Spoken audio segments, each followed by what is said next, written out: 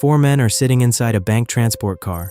Suits, briefcases, a route they've done before. Between them, a locked metal case. Inside that case, 294 million yen, year-end bonuses for the workers at the Toshiba factory, physical bills, real cash.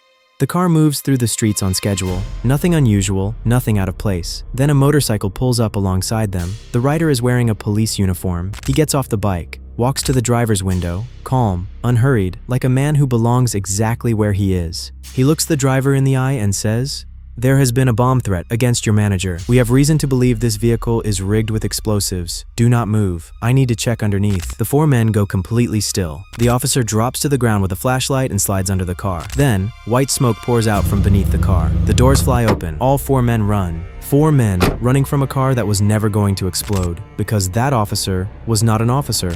Imagine robbing a bank without a gun, without a mask. A transport vehicle carrying 300 million yen in cash. One of Japan's most notorious cold cases that still remains unsolved 54 years later. In early 1968, about 10 months before that December morning, a man starts watching, not dramatically, quietly.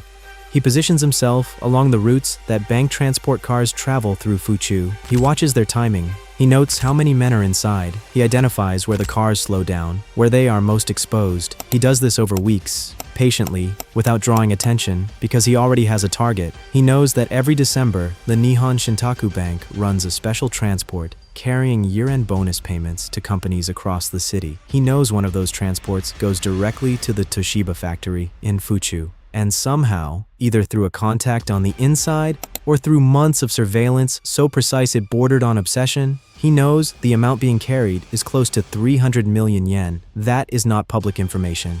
That is not something you stumble across. Someone told him, or he watched long enough to figure it out himself. Either way, by the middle of 1968, he has the target, the route, and the amount. Now, he needs a way in. A direct robbery won't work. Four men in broad daylight on a public road.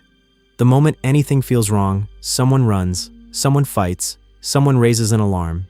He needs those four men to leave the car themselves, to open the doors and walk away without him touching a single one of them.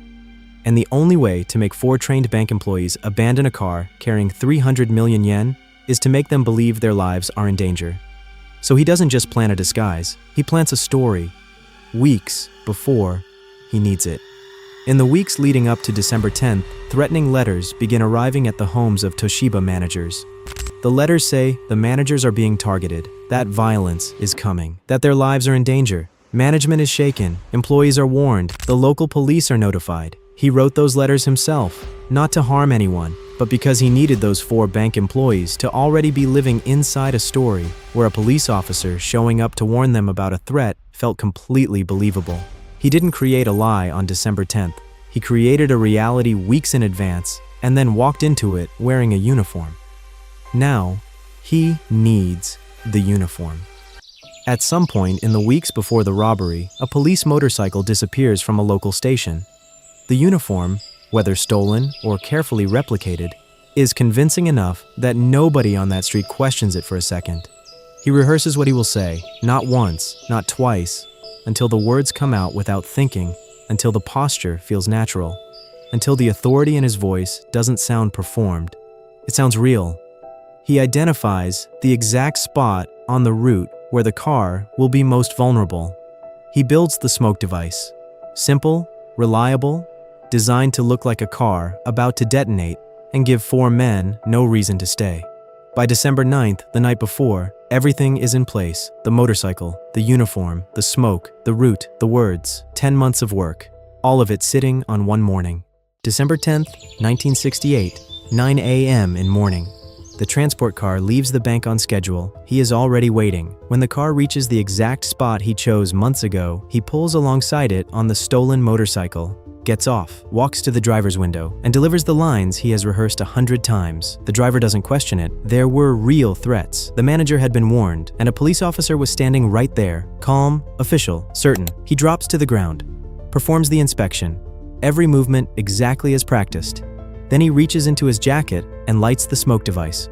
White smoke pours out from beneath the car. The four men run. He stands up, gets behind the wheel and drives. No hesitation, no panic, no mistakes. Every second of those 3 minutes exactly as planned. The car is found abandoned on a nearby road shortly after. The metal case, open, empty. 294 million yen, gone without a single shot fired, without a single person harmed, without a single usable witness. The moment the 4 employees reported the robbery, the police flooded the streets. A citywide alert went out across Fuchu and the surrounding Tokyo metropolitan area. Patrol cars everywhere, roadblocks set up, officers searching for the transport car, the motorcycle, the man. They found the car quickly, abandoned, empty. They found the stolen motorcycle, abandoned, wiped clean. But the man himself? The 4 witnesses gave descriptions that were vague, inconsistent, and not detailed enough to build a profile. They had spent those critical minutes either frozen in their seats or running from what they believed was a bomb. By the time they were calm enough to talk, he had already disappeared into a city of 10 million people. The city alert found his props. It found nothing else. What followed was one of the largest manhunts in Japanese history.